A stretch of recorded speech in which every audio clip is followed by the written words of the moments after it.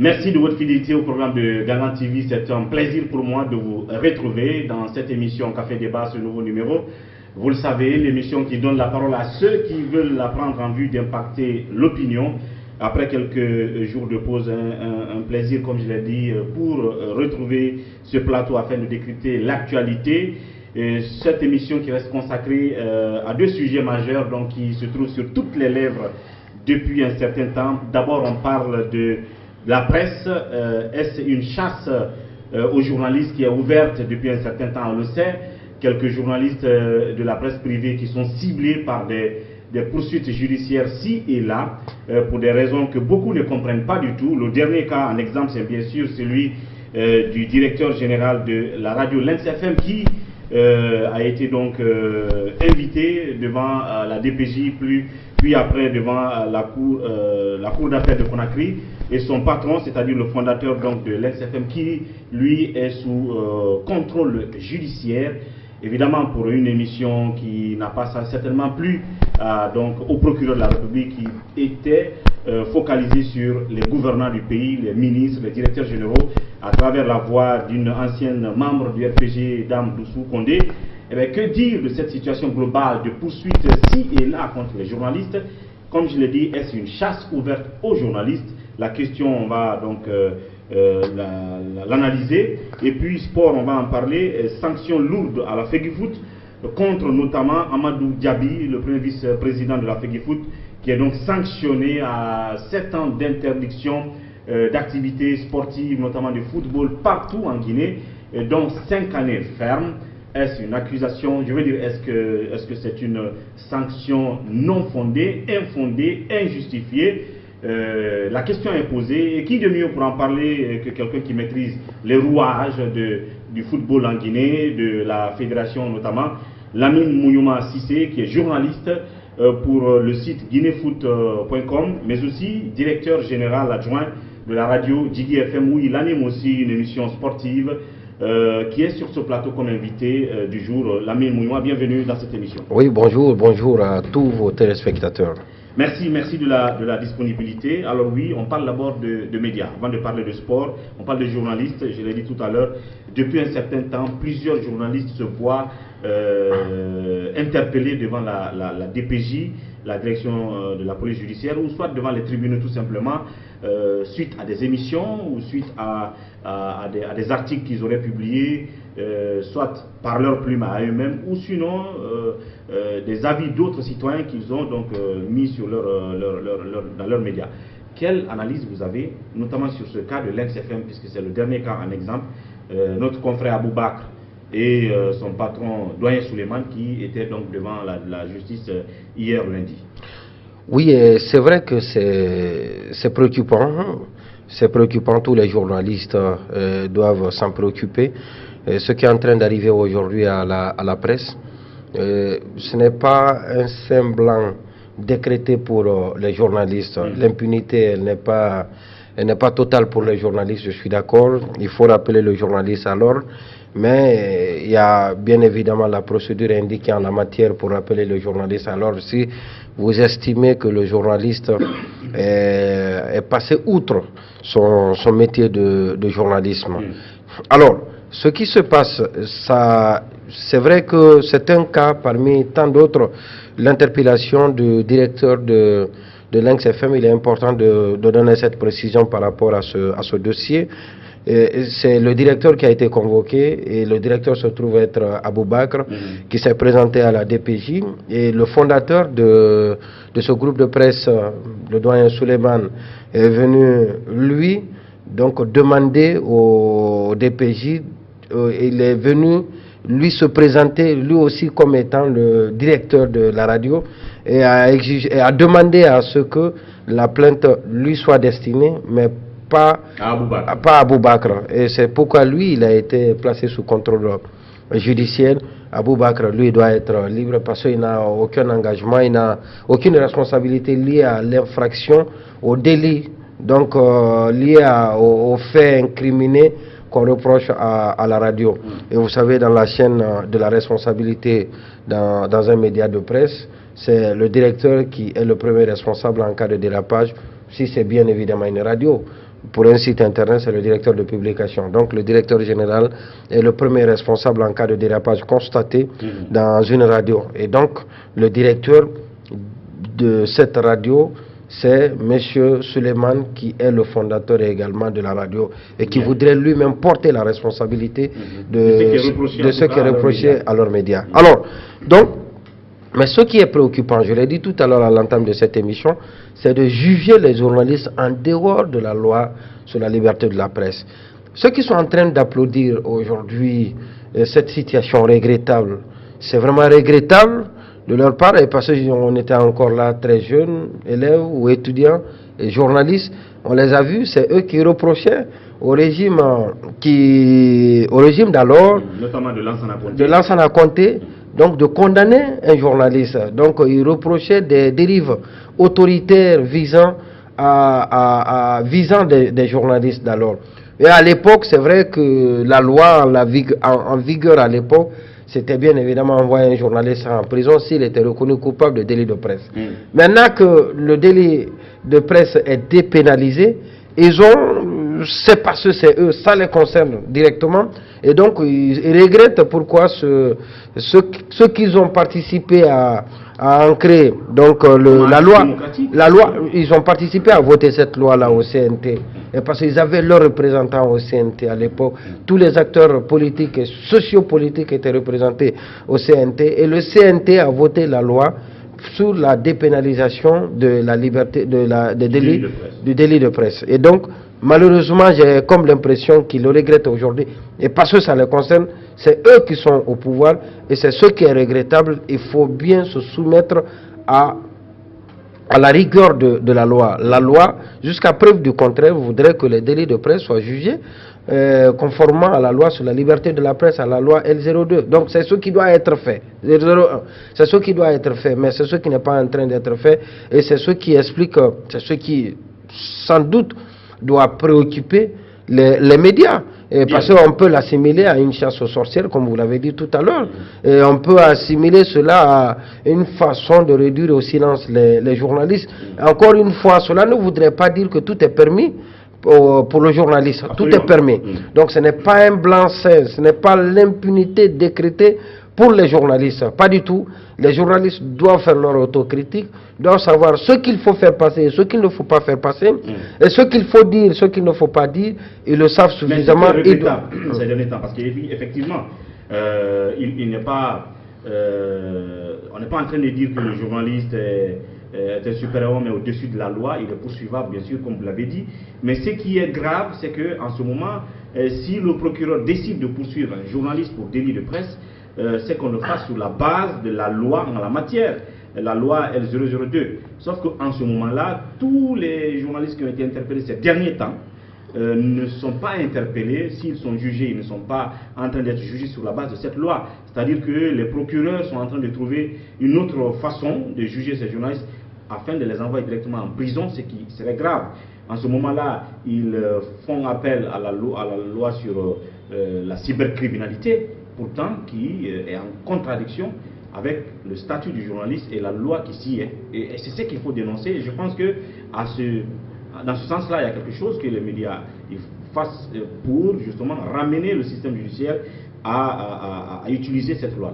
Oui, tous les professionnels du droit sont unanimes là-dessus, que les délits de presse sont jugés conformément à la loi sur la liberté de la presse.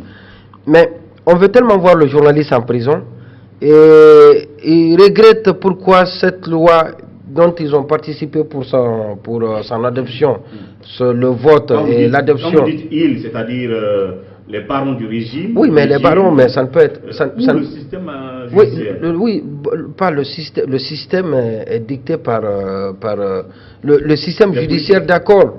Le système judiciaire, d'accord, mais c'est un système qui anime ce système judiciaire. Donc, ils sont tellement avides d'avoir le journaliste en prison qu'ils invoquent une autre loi qui envoie le journaliste en prison et qui n'est pas la bonne loi, qui n'est pas la bonne loi, parce que la loi sur la cybercriminalité, on ne peut pas l'invoquer pour juger Bien. un journaliste. Bien. Et comme c'est la loi qui pénalise les délits de presse, comme c'est la loi qui peut envoyer le journaliste en prison, on fait tout, on passe par toutes les acrobaties, on passe par toutes les astuces pour invoquer cette loi, pour que le journaliste pour que la personne mise en cause soit jugée sur la base de cette loi. C'est farfelu, c'est inacceptable. Et c'est pourquoi d'ailleurs les journalistes sont inquiets à juste raison. Et d'ailleurs, ici, je profite de ce micro, de cette antenne, de ce plateau pour demander à tous les journalistes de se lever contre cette façon de faire. Et parce que au-delà d'être inquiet, voilà, justement, ça ne doit pas simplement se limiter à l'inquiétude. Non, pas du tout. Ça doit aller aller au-delà.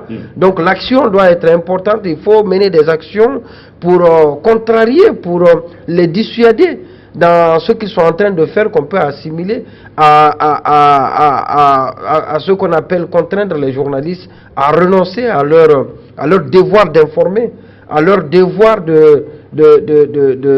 d'informer la population. Et donc, c'est inquiétant, c'est préoccupant, et encore une fois, cela ne veut pas dire, bien évidemment, et ça je le réitère, cela ne veut pas dire que tout est permis pour le journaliste. Non, tout n'est pas permis. En ce moment-là, le cas de nos confrères de Lynx FM, il faut rappeler que il y a le journaliste d'un des plus grands sites du pays, Mosaic Guinée, qui est devant les barreaux, devant la justice, pour avoir publié l'opinion d'un citoyen, fut-il membre d'un parti politique de l'opposition. Donc Mosaic Guinée, qui a un journaliste devant cette justice-là, et on veut, d'ailleurs on a commencé, je crois, à les juger, pas sur la base de la loi L002 concernant la dépénalisation du délit de presse, mais la loi sur la cybercriminalité, ce qui est grave. Il y a également d'autres journalistes aussi, notamment nos confrères de Nostalgie, qui ont été interpellés. Et au-delà de ça, encore deux ou trois autres journalistes qui, entre autres, sont en ce moment-là donc devant la justice. Ajouté à cela maintenant le cas de Lynx FM. Lynx FM, ce qui leur est reproché, c'est qu'ils ont donné la parole à cette dame qui est très caustique à l'endroit du régime Alpha Condé, qui est connue, ancienne militante du RPG, Doussou Condé, qui reste aux États-Unis et qui se fait appeler en direct au téléphone par ses confrères dans leur émission, et donc qui a porté des accusations sur certains pour avoir détourné des fonds de l'État, pour avoir construit des maisons en dehors du pays avec l'argent de l'État, et toute la corruption qui est entretenue par certains ici en Guinée. Donc elle a fait ce genre de révélations et dit avoir des preuves si on veut ces preuves. En ce moment-là, est-ce qu'il fallait tout simplement que le procureur porte plainte ou un mandat international, je ne sais pas, contre Doussou Condé, ou est-ce qu'il aurait plutôt fait de porter plainte contre les journalistes qui n'ont fait que donner la parole à un citoyen qui désirait tout simplement la prendre? Parce que je me rappelle du cas de Damanta, effectivement, qui a porté plainte contre la dame en question, mais il se trouve que la même dame à l'époque avait parlé sur la même radio et dans la même émission de Lynx FM. Oui, non, pour être honnête, les responsabilités sont partagées. C'est pas parce que la dame, je parle pas de la dame spécialement, mais si vous faites passer sur vos antennes ou dans les colonnes de vos journaux quelqu'un qui raconte des bêtises, alors aussi bien la personne qui est intervenue que vous qui avez ouvert votre colonne, votre tribune à cette personne-là, vous avez sans doute la responsabilité, vous avez des comptes à rendre. Mais cela n'est pas le cas. Pour le cas de Doussou, je n'ai pas écouté l'émission, on m'a compté, je n'ai pas écouté. Mais je sais que c'est une tribune qui est offerte à cette dame, où elle sait, comme tout autre citoyen, comme le fait ce média qui ouvre ses antennes à tous les citoyens guinéens. Donc, alors, si on estime qu'il y a eu des écarts de langage qui ont été tenus par Doussou, des diffamations qui ont été faites par Doussou à l'encontre d'un citoyen ou d'une autorité de la place, je suis d'accord que le journaliste soit le média qui a permis à Doussou, et parce que si Doussou parlait tout seul, si elle marmonnait, si elle le disait, si elle n'était pas passée sur les antennes de Lynx FM, les Guinéens ne l'entendraient pas, les Guinéens ne sauraient pas ce qu'elle est en train de dire, ce qu'elle est en train de reprocher à d'autres Guinéens. Alors donc c'est vrai que le média doit être entendu le média doit être interpellé par rapport à la tribune qu'il a offerte à Dossou. Mais cela ne veut pas dire, et je dis bien, que tout cela se passe dans le cadre du respect de la loi sur la liberté de la presse. C'est extrêmement important. C'est-à-dire que c'est pas le... Si on laisse cette loi de côté... Si on laisse cette loi de côté, si on laisse cette loi de côté pour aller invoquer une autre loi qui... Parce qu'en invoquant cette loi, on pense que le journaliste peut aller en prison. Et on en veut aux journalistes. On voudrait que ce journaliste parte en prison pour qu'il serve d'exemple à d'autres qui ne pourraient pas faire la même chose, qui pourraient avoir peur d'exercer leur travail, Ça, c'est autre chose. Et ça, c'est pour ça d'ailleurs que nous nous levons, et c'est pour ça que nous sommes inquiets, et c'est pour ça que nous devons nous lever, nous devons faire dans l'action, mais pas dans la dénonce, pas dans la condamnation, pas dans l'inquiétude. Donc nous devons nous lever pour dire non, que cela n'est pas possible. Il faudrait que tout ce qui est reproché aux journalistes dans l'exercice de son travail, que ce qui est reproché aux journalistes, s'il doit être jugé par rapport à ce qu'on lui reproche dans l'exercice de son travail, qu'il soit jugé conformément à la loi sur la liberté de la presse. C'est aussi simple que ça. Et puis ce qui est regrettable, on sait désormais l'organe de régulation n'a plus sa place dans ce pays-là. La haute autorité de la communication. Mais on aurait pu facilement, on aurait pu saisir la haute autorité de la communication qui allait, si le média n'a pas raison, si c'est vrai que la dame a tenu des propos diffamatoires à son antenne et qu'elle n'a pas été capable d'apporter les preuves des accusations qu'elle a portées contre les personnes sur l'antenne de ce média, alors on pourrait demander aux médias de s'excuser. Il y a des degrés de sanctions qui peuvent être infligés à ce média par la HAC. Moi je pense que c'est la sanction ultime. Mais on contourne tous ces verrous pour aller directement à la justice, et parce qu'on sait qu'à la justice, on n'utilisera pas la loi L02, mais c'est plutôt la loi sur la cybercriminalité, et la loi sur la cybercriminalité va envoyer le journaliste en prison. On en veut au journaliste, il faut lui régler des comptes. En lui réglant des comptes, pour lui régler des comptes, il faut aller à la justice. C'est dommage et c'est regrettable. En tout cas, peut-on dire que la chasse est ouverte aux journalistes en Guinée? Ce qui reste clair, c'est qu'il y a une dizaine de cas ces derniers temps qui ne sont même pas finis, mais qui se suivent. Des journalistes devant la justice interpellés pour telle ou telle raison. C'est devenu finalement banal pour les juges, pour le procureur, finalement de mettre à côté la loi sur la liberté de la presse pour invoquer une autre loi afin de vouloir amener le journaliste rapidement en prison. Ce qui donc pour certains est le signe d'une germe de dictature dans notre pays. Eh bien, qu'est-ce qu'il faut faire face à cette situation? C'était évidemment la question. Il faut donc sans doute sonner l'alerte, poser des actions fortes pour interpeller l'État face à cette situation inquiétante, notamment vis-à-vis des médias, notamment des journalistes de la presse privée.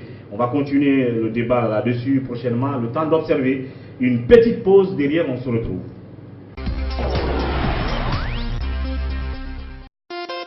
Le Club des Métis pour la prévention des conflits et le maintien de la paix, en partenariat avec la Commission électorale nationale indépendante, CENI, et la collaboration de Wassolon Agency Communication, organise la première édition du tournoi de football des partis politiques. Pour promouvoir le fair play politique en vue d'instaurer un climat de non-violence dans la pratique de la politique en Guinée, 16 partis politiques se donnent rendez-vous autour du cuir rond. Quel parti politique remportera cette première édition du tournoi de football des partis politiques? Rendez-vous en septembre 2019. Institution républicaine et non gouvernementale, associez votre image à cet événement inédit. Contact 624 26 92 42, 664 24 61 06. Merci de nous retrouver dans cette deuxième partie de Café Débat. À présent, nous parlons de sport. Vous le savez, l'actualité dans notre pays dans ce domaine, c'est ce scandale autour de l'équipe nationale, mais aussi au sein de la Fédération guinéenne de football, des reproches qui ont été faits à Amadou Diaby, vice-président de la Fédération guinéenne de football, et à l'entraîneur du Syrie national pour des questions de corruption autour des primes des joueurs, mais aussi du salaire de l'entraîneur lui-même. Amadou Diaby, donc, qui a été sanctionné. Certains y voient une sorte d'acharnement contre l'homme. Est-ce qu'il a mérité cette sanction? Pour en parler, une fois encore, on reste avec Lamine Mouniouma Cissé, qui connaît le milieu du football, qui connaît les couloirs, qui maîtrise les couloirs de la Fédération guinéenne de football. Alors oui, le cas Amadou Diaby, ce serait une première de ce genre de sanction à l'endroit d'un dirigeant de football dans notre pays.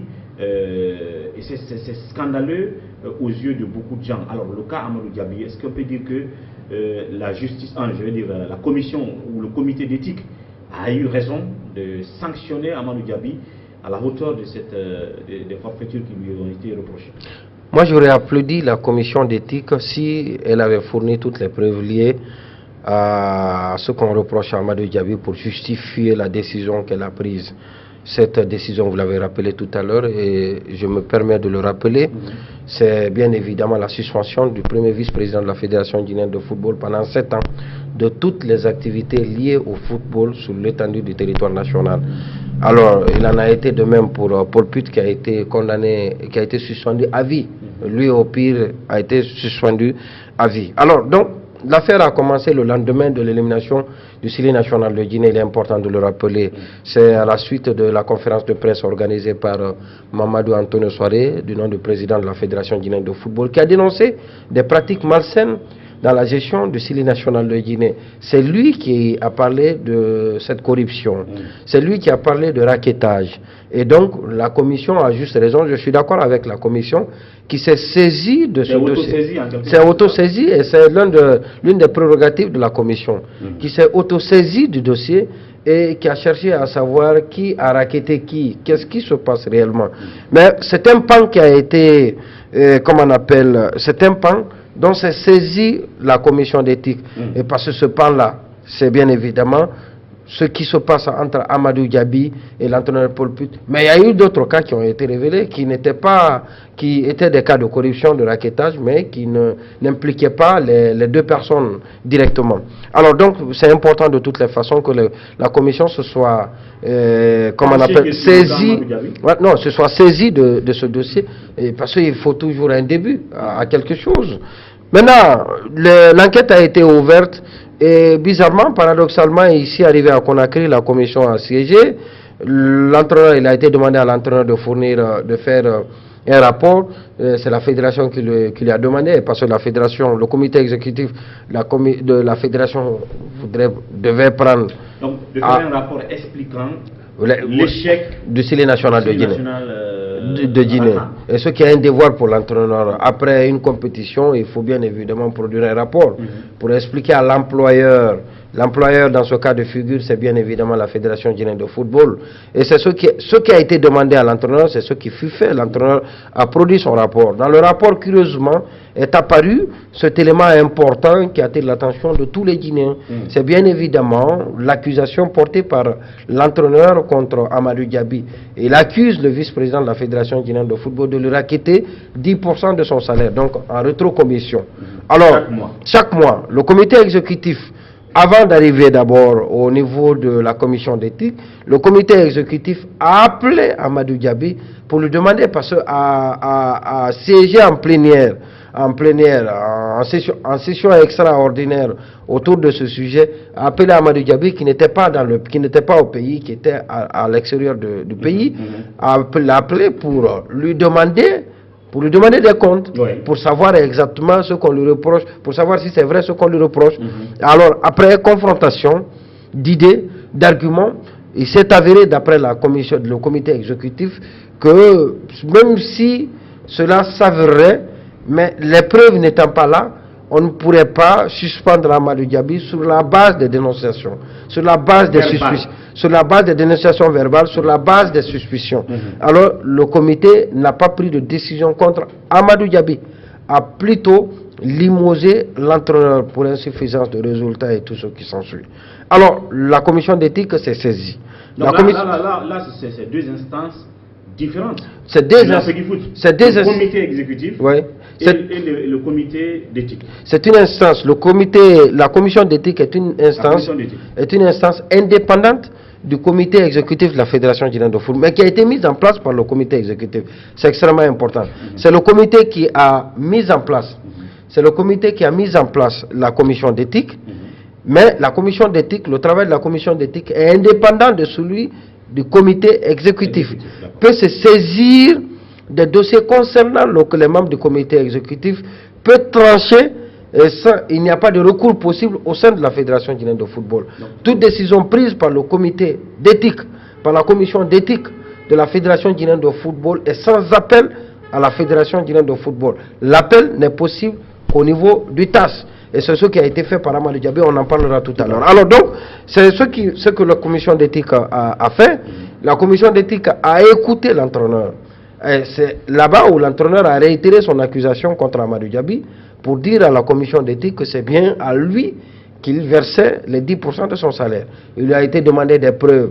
Malheureusement, jusque-là, des preuves n'ont pas été fournies. C'est dans ce cas par Paul Putt. Pourtant, les membres de la commission parlent des échanges téléphoniques entre Paul Putt et Amadou Diaby. Non, il n'en a pas eu, c'est pas vrai. Non, ça n'a pas été présenté. Ça n'a pas été présenté lors des audiences qu'il y a eu et qui ont précédé la prise de la décision par la commission d'éthique. Non, il faut qu'on soit sérieux. Alors, donc, il a été demandé à Paul Putt de donner les preuves. Et oui, on se souvient d'après les informations, c'est un papier blanc sur lequel est couché quelques écritures où deux personnes se sont retrouvées à Abidjan pour signer un document attestant qu'ils prennent de l'argent pour donner à Amadou Diaby, où on ne retrouve nulle part sur le papier la signature d'Amadou Diaby. C'est l'une des preuves fournies et qui n'en vaut vraiment pas une, très sincèrement, pour être sérieux. Alors, l'autre chose, c'est de communication entre des personnes qui n'ont rien à voir avec Amadou Diaby, alors qui parlent d'argent et qui disent que Paul Putt verse l'argent à Amadou Diaby, ou Amadou Diaby ne parle pas. C'est-à-dire que Paul Putt n'intervient pas. Et on ne sait pas dans l'espace et le temps. Non, c'est tellement facile. C'est comme, permettez-moi, pour permettre aux téléspectateurs de comprendre. On vous accuse de corruption, on vous accuse d'avoir détourné de l'argent ici à Évasion, comment on appelle, excusez-moi, à Ganga. On vous accuse de détournement d'argent. Alors, on est à la recherche des preuves, on trouve quelqu'un extérieur à la boîte qui dit oui, moi je confirme que j'ai pris de l'argent avec quelqu'un avec un opérateur pour aller donner à Wouri. Alors, l'intéressé, il a sa signature à poser sur le document, mais Wouri n'a aucune signature. C'est-à-dire, on donne l'argent à Wouri qui ne signe pas le document. C'est-à-dire que c'est bizarre. On vous donne un montant. On vous donne un montant et vous n'avez il n'y a eu aucune décharge pour prouver que vous avez reçu le montant. Mais c'est plutôt celui qui vous donne le montant qui décharge auprès de celui à qui il a pris l'argent. Auprès de qui il a pris l'argent, c'est bizarre. Donc c'est ce qui s'est passé au fait. Et la même chose aussi, c'est l'intéressé parle avec quelqu'un d'autre pour dire oui, on donne de l'argent à Amadou Diaby. Je pense que c'est très facile, tout le monde peut se permettre cet exercice-là. Alors donc, c'est ce qui a été fait. Mais je dis bien que c'est un travail. Maintenant, à part les accusations de Paul Putt, que vous qualifiez de non soutenues par des preuves tangibles, apparemment, il y a d'autres raisons pour lesquelles la commission d'éthique sanctionne Amadou Diaby à un tel degré de 7 ans d'interdiction de toute activité sportive. On lui reprochait aussi d'escroquer des joueurs, notamment les binationaux, de leur avoir fait venir en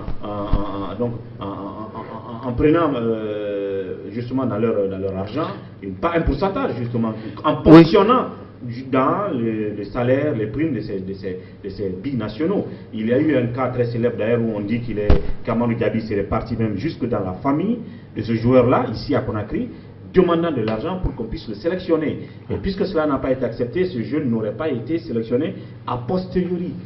Est-ce que ces cas aussi font partie des raisons qui ont amené la commission d'éthique? Non, c'est les accusations simples. Non, ces élucubrations jusque-là n'ont pas été retenues par la commission.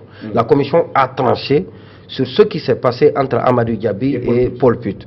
Maintenant, ce que vous avez rappelé là tout à l'heure, moi j'estime jusqu'à preuve du contraire que c'est des élucubrations parce qu'aucune preuve de ce qui a été dit, ce qu'on reproche à Amadou Diaby. Vous savez, aujourd'hui, malheureusement, dans ce pays... Si la commission sanctionne pour le cas Paul Putt, par ricochet, les gens peuvent dire déjà oui. Non, les gens ne doivent pas se dire parce que ça n'a rien à voir. La commission n'attend pas tranché sur ce sujet-là. Non, ça n'a pas retenu l'attention de la commission. Maintenant, et ce qui est bizarre dans ce pays-là, ce qui est bizarre d'ailleurs dans ce dossier, quand vous sortez, il y a un vendeur de charbon, il y a une vendeuse, quand vous sortez dehors, vous trouvez une vendeuse de charbon, vous lui demandez après Amadou Diaby, il vous dira que non, c'est un corrompu, c'est un voleur.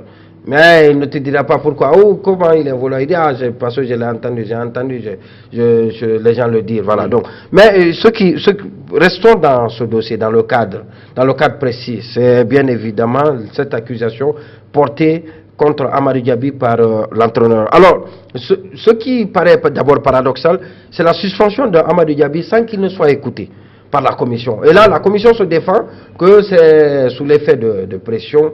C'est vrai qu'il y a une pression médiatique, il y en a, et les soutiens d'Amadou Diaby parlent d'ailleurs d'acharnement contre l'homme, qui a été mené dans les médias et dans l'opinion, voilà, donc pour détourner l'opinion.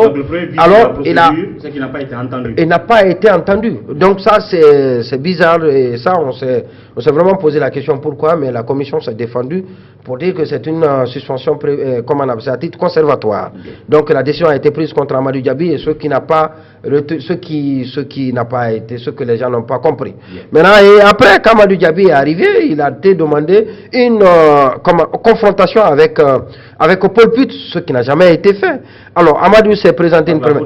Lui, il a été, oui, je vous dirai tout à l'heure, parce que c'est des informations que je tiens de sources très sûres, incontestables. Alors, donc, Amadou Diaby a été convoqué une première fois pour être entendu.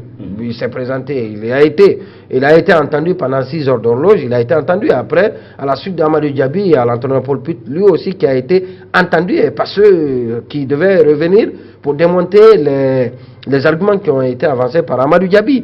Alors, Amadou Diaby, il a été sollicité cette fois-ci, une confrontation. Mais avant la confrontation, il a été dit que l'argent transitait par un cambiste pour arriver à Amadou Diaby. Le cambiste a été entendu. Le cambiste, qui serait proche d'Antonio Soare. Le cambiste, il a clairement dit qu'il n'a jamais reçu un montant venant de l'étranger pour donner à Amadou Diaby. Ça veut dire que cette piste, elle est faussée. Donc il n'y a pas de raison. La preuve, cette preuve-là, si elle en était une, ne l'est plus pour, comme on appelle, suspendre Amadou Diaby. Alors, donc, il a été demandé une confrontation entre les deux. Une première fois, Amadou s'est présenté, malheureusement Paul Put n'est pas venu. Il a invoqué, lui Paul Put, des cas de maladie, malaise. Il dit qu'il était attaqué par un malaise et donc il n'a pas pu se déplacer. Une deuxième fois, il n'est pas venu également, il dit qu'il y a une convocation contre lui, comment on appelle, à la DPJ. À la DPJ, et c'est bien évidemment Amadou Diaby qui avait porté plainte contre lui. Et vous savez, la procédure, elle est lente. La DPJ a activé cette procédure et qui a coïncidé à la comparution ce jour pour la confrontation avec Amadou Diaby de Paul Put. Il n'est pas venu. Alors, on apprend qu'il avait été demandé à Amadou Diaby de renoncer à sa convocation, de renoncer à sa plainte à la DPJ pour permettre à Paul Put de venir répondre à la convocation de la commission d'éthique pour des besoins de contradiction. Alors, ce qui a été fait par les avocats de Amadou Diaby, qui ont retiré la plainte de Amadou Diaby contre Paul Put à la DPJ. Bizarrement, je dis bien, et cela a été fait, je le dis bien, cela a été fait pour permettre à Paul Put de venir sereinement parce qu'il se dit être menacé. On lui a dit qu'il est menacé et s'il venait à la fédération, que les policiers étaient là pour l'attendre, pour l'arrêter, pour le choper. Comme si les policiers ne savaient pas où il se trouvait. Il était connu de tout le monde. Son domicile était connu de tout le monde, c'était à la Camaïenne. Alors, quand la convocation a été retirée par les avocats de Amadou Diaby, bizarrement, il y a un autre agenda qui a été fixé, il y a un autre programme établi par la commission. Entre-temps, on apprend que Paul Put a fui. Est-ce que, c'est-à-dire que... Il a quitté le pays. Oui, mais c'est chimérique, tout ce qui se passe. C'est comme si tout cela a été préparé. Donc on dit non, il faut lever la suspension. Là, il faut renoncer à votre convocation pour permettre à l'homme de venir. Parce que tant qu'il était sous le coup de la convocation, il ne pouvait pas sortir de la Guinée. Et parce que la DPJ avait verrouillé toutes les sorties, l'empêchant de sortir avant qu'il ne vienne répondre à la convocation qui lui a été adressée. Alors, à partir du moment, maintenant que la convocation est levée, et la commission d'éthique n'est pas un tribunal, ne peut pas interdire. Vous êtes devant la commission d'éthique ne peut pas interdire à un citoyen qui doit répondre devant elle de ne pas sortir du pays. Non, ce n'est pas un tribunal. Alors, le monsieur s'est senti libre de tout mouvement, il est parti. Et après, on nous annonce qu'il a fui. Non, il n'a pas fui. Je ne peux pas croire à cette hypothèse. Il n'a pas fui. Avec des complicités à définir, à déterminer. Et, je présage, je soutiens d'ailleurs que du fait qu'on ait demandé, du fait que la convocation de Amadou Diaby, comme on appelle, du fait que Amadou Diaby a accepté de renoncer à sa convocation, que Paul Put, sachant qu'il n'y a aucune pression, il n'y a aucun verrou l'empêchant de quitter le pays, alors Paul Put a pris la poudre de ça. C'est par la faute de la commission d'éthique. C'est la faute à ceux qui ont demandé à Amadou Diaby de retirer sa plainte. C'est bien évidemment eux, et ça je le dis, peut-être que c'est eux qui ont permis à l'entraîneur de quitter le pays. Et donc la confrontation n'a jamais eu lieu. Et alors, bizarrement, après quelques semaines, on nous sort un communiqué, le communiqué de la commission d'éthique, pour nous dire que Amadou Diaby est suspendu pour la peine qu'on a tout à l'heure annoncée en début d'émission. 7 ans d'interdiction d'activité liée au football, et comme on appelle, avec 5 ans de sursis. Donc c'est ça. Et moi je veux bien. Étant déjà sorti du pays, même s'il est sanctionné. Et Paul Put a réagi. Il ne pourra plus et ce qui a été retenu, Paul Put a réagi après la suspension parce qu'il a été lui aussi suspendu pour corruption.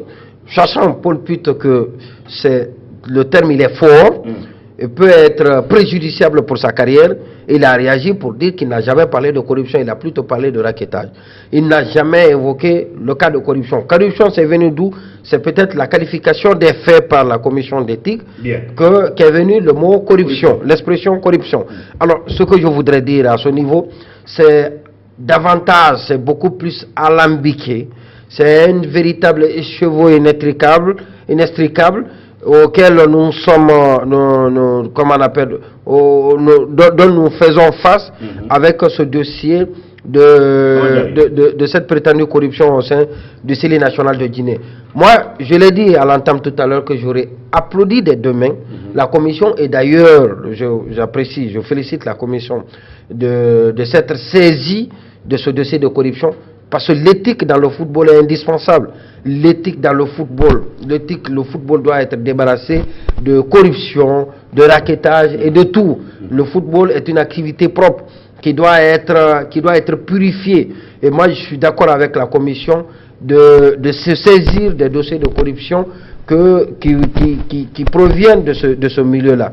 Mais que ces dossiers soient étudiés, ces dossiers de corruption soient étudiés avec diligence, pour que des décisions qui doivent être prises, que ces décisions ne souffrent pas de grandes contestations. Et parce qu'on évoque des cas à l'étranger, pour terminer très rapidement, Jeff Blatter, Platini et le président de la fédération ghanéenne qui ont été condamnés. Mais attendez, pour ces cas de condamnation, des preuves ont été fournies et les personnes concernées n'ont pas contesté. Je dis n'ont pas contesté les preuves qui ont été fournies. Pour le cas de Ghana, il y a une vidéo qui a circulé où on le voit en train de prendre de l'argent. Comment on appelle, en train de prendre de l'argent. Ça, il n'a pas contesté. Donc, ça, c'est des preuves tangibles. La qualification, c'était destiné à quoi? C'était là le débat, et c'est ce qu'il a contesté. Mais la preuve, il n'a pas contesté. Les deux autres, le patron de la FIFA, l'ancien patron de la FIFA, et l'ancien patron de l'UEFA également, ils ont reconnu avoir reçu de l'argent des Qataris.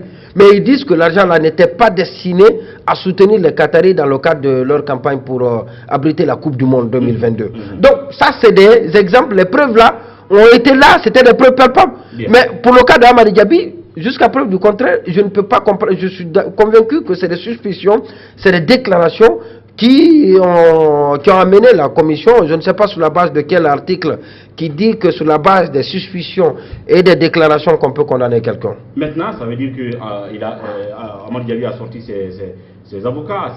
Ça veut dire que, puisqu'il n'y a pas de recours possible devant aucune autre instance de la fédération, Amadou ne peut que s'orienter vers le TAS, le tribunal arbitral des sports. Désormais, c'est la démarche qu'il peut enclencher maintenant pour contester cette sanction de la commission d'éthique de la Fédération guinéenne de football. Effectivement, c'est ce que les avocats ont fait. Les avocats sont sortis le lendemain pour attaquer la décision. Mais ce qui est paradoxal, jusqu'à ce jour, la décision a été publiée, la décision a été prise par la commission d'éthique le vendredi. Jusqu'à ce jour, mardi, la notification n'a pas été faite. L'intéressé, celui qui a été suspendu, n'a pas encore reçu la notification. C'est-à-dire Amadou Diaby. Amadou Diaby. Bien. Ce qui peut être un vice grave et qui pourrait annuler, toute la procédure ou la décision qui a été prise auprès du TAS. Bien. Et parce que avant même publication de la décision, avant que la décision ne soit publiée de façon officielle, les intéressés doivent être notifiés de la décision avant sa publication. Et donc, ce qui n'a pas été fait d'après les avocats de Amadou Diaby et d'après les avocats de Amadou Diaby, que leur client n'a pas encore reçu la notification de la décision qui a été prise par la commission d'éthique. Bien. Et puis est-ce qu'on peut dire, hein, et ça se dit publiquement, que tout ça là est une sorte de visée contre Antonio Souare lui-même. Il faut passer par Amadou Diaby, peut-être pour atteindre Antonio Souare, qu'on veut éjecter de la tête du football guinéen. Donc, entre lui et ses ennemis, il y a Amadou Diaby. Et en ce moment-là, est-ce que vous croyez à ces genres de complot? Non, moi je ne crois à rien parce que je n'ai pas la preuve de ça. Ça se dit. Les gens ont la liberté de penser comme ils veulent. Les gens ont la liberté de dire ce qu'ils pensent. Mais je ne peux pas l'affirmer. Ce que je sais, moi je reste dans les faits.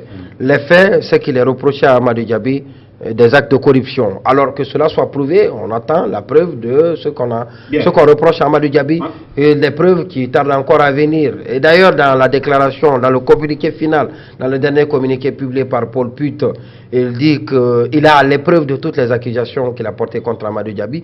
Et pourquoi n'a-t-il pas fourni ces preuves jusqu'à présent? Sur la base de quoi? De quelles preuves? Sur la base de quelle preuve la commission d'éthique a pris la décision? Si l'accusateur dit détenir encore les preuves. Et il y a un principe basique. C'est que comment on appelle, la preuve de l'accusation incombe à l'accusateur. C'est l'accusateur qui doit fournir les preuves de son accusation. Ça, c'est connu de tout le monde, c'est pas à l'accusé. Donc, on peut dire que le travail de la commission d'éthique a été léger, en quelque sorte, dans ce dossier. Non. Sensible. Oui, mais justement, très sensible et très important, très déterminant pour l'avenir de notre football. Et parce que c'est un tournant décisif. Vous l'avez dit tout à l'heure que c'est la première fois dans l'histoire de notre pays, c'est sans précédent. C'est la première fois dans l'histoire de notre pays qu'un haut cadre, qu'un haut dirigeant soit suspendu par la commission d'éthique. Il y a le comité exécutif qui avait pris une décision contre Salif Supervé, le suspendant à vie de toutes les activités liées au football, et cela à cause de cette plainte qui traîne contre lui à la justice pour détournement de fonds à la fédération. Ça a été fait. Mais la commission d'éthique prend une décision contre quelqu'un en exercice, contre un responsable en exercice, c'est bien la première fois. Alors pour ça, il fallait diligenter. Il fallait une diligence. Il fallait se prémunir de toutes les précautions. Il fallait aller dans le fond des dossiers. Il fallait fouiller. Et je dirais d'ailleurs fouiner pour ne pas tomber dans dans l'appréhension populaire qui consiste à dire que c'est vraiment un acharnement ou un règlement de compte. Un règlement de compte dont la commission d'éthique comment on appelle, qui a eu raison de la commission d'éthique. Alors, cette commission d'éthique de la FEGIFOOT, serait-elle le bras armé de ceux-là qui font une certaine guerre à Amadou Diaby et plus loin peut-être qui visent Antonio Souare? La question, elle est très importante. En fin de compte, quelle sera la fin de ce feuilleton, puisque Amadou Diaby et ses avocats vont donc se pencher sur une démarche devant le TAS, le tribunal arbitral des sports. On verra ce qui va être donné à cette phase-là comme réponse. Et pendant ce temps, pour terminer en 30 secondes, il y a l'autre audit, celui-là qui a été commandité par le Premier ministre. On n'entend plus parler de ça. Est-ce que c'était de la poudre aux yeux des Guinéens? Parce qu'on a vu un rapport qui est sorti comme pour dire non, il n'y a rien de grave, le ministre des Sports n'a rien mangé, il n'a rien détourné. Est-ce que c'était du cinéma? Non, c'est pas du cinéma. Le rapport a été publié, mais le Premier ministre, vous avez entendu le Premier ministre qui dit qu'il faut approfondir. Il faut rendre le rapport plus succinct. Et ça veut dire même lui, il a des doutes par rapport au rapport. Non, il n'est pas convaincu, il a des doutes par rapport au rapport produit. C'est-à-dire que la somme, il est là. Et heureusement que Mosaïque Guinée n'a pas été contredit, qui a annoncé une dépense faramineuse à hauteur de 80 milliards de francs guinéens, soit près de 10 millions de dollars. Et alors, on veut savoir comment cela, l'opinion veut savoir comment cela a été utilisé, mais malheureusement le rapport n'a pas été succinct là-dessus, et c'est pourquoi le Premier ministre, qui est le Premier ministre qui est en phase avec la préoccupation de l'opinion nationale, donc demande à ce qu'il y ait plus de détails, dans le travail de l'inspection. Et donc c'est ce qu'on attend, mais j'ai l'impression que les gens sont beaucoup plus omnibulés par ce qui se passe à la fédération avec la décision qui a été prise par la commission d'éthique que de continuer à mettre la pression pour en savoir beaucoup plus sur l'utilisation des 80 milliards de francs guinéens par un pays qui manque de tout. Bien. Et après, on se retrouve aujourd'hui dans une situation de désolation, et même le football n'en est pas servi. Et parce que si on dépense 80 milliards dans le Sili pour une campagne du Sili national de Guinée, pendant que le stade ici de Nongo, qui a été livré par qui a été offert par les Chinois, n'est pas encore opérationnel, pendant que dans notre pays il n'y a que le stade du 28 septembre qui ne peut abriter que des compétitions, pendant que dans notre pays la dizaine de clubs qu'il y a en Ligue nationale n'ont pas où s'entraîner, faute de terrain synthétique. Alors donc on peut bien se poser la question de savoir pourquoi dépenser autant de montants pour une campagne, et surtout que toutes les dépenses ne sont pas opportunes. Il y a eu des dépenses inopportunes, donc dont on pouvait se passer. Bien. Alors donc je pense que l'opportunité des dépenses aussi doit préoccuper le Premier ministre, et justement c'est pour ça qu'il a demandé à ce qu'il ait plus de détails il a demandé à ce que le rapport soit beaucoup plus détaillant. Voilà, donc aille en profondeur des dépenses qui ont été effectuées. Ce qui veut dire qu'on doit garder l'œil sur cette inspection qui a donc la charge de faire un rapport convaincant de l'audit sur l'utilisation qui a été faite de tout cet argent, ce magot-là, qu'on a envoyé, qu'on a transporté du côté de l'Égypte, qu'on a dépensé en grande partie aussi ici à Conakry, à travers les achats de billets d'avion, la location des billets du vol, les hôtels, les primes, tout. Donc c'est un feuilleton qu'on va poursuivre. Merci Lamine d'être passé, merci pour cette disponibilité. Merci, ce fut un plaisir. À vous, merci de votre attention et de votre fidélité. Ce fut un plaisir de vous avoir retrouvé. On se retrouve demain pour un autre numéro de Café Débat. D'ici là, prenez soin de vous et au revoir.